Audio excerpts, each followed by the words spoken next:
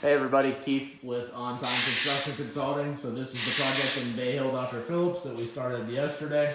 But what this is the drywall guys come in. First thing they do is, well, plastic is the first thing they do. And in JT's case, he took up the carpet that was on the floor because it's easier for him to do that than it is to cover the carpet.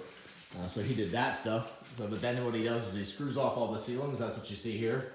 So as they go back through and screw everything off, a lot of times, especially with older houses, the way they used to go ahead and put the drywall on was nails, and nails over time, so back themselves out slightly. And over many years, the slightly can be a little bit more than slightly.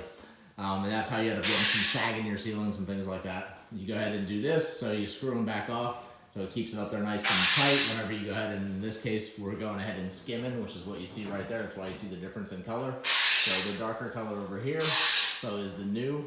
So, and then this is the existing ceiling. So we're skimming over all that, and then we're gonna spray knockdown texture on it. You wanna screw off on there because if you don't, the boards move and you get cracks. And especially in a ceiling like this, you've got a bunch of 45-degree angles. Those 45-degree angles are the weakest point in these ceilings, even whenever they're mudded and taped. So that will be the area that will flex on you because it's designed to flex in that space. So that's exactly what's supposed to happen. Whenever you see if you've got a corner like that that cracks in your drywall, it's doing exactly what it's supposed to do. No one likes to see it, but it is the way it's engineered and designed. So he's gonna continue mudding across here, so into the bathroom. Say hi, JT. What's happening, guys? You go ahead and he's gonna mud over here, and then he's gonna spray texture before he's done today. Spray rigs outside.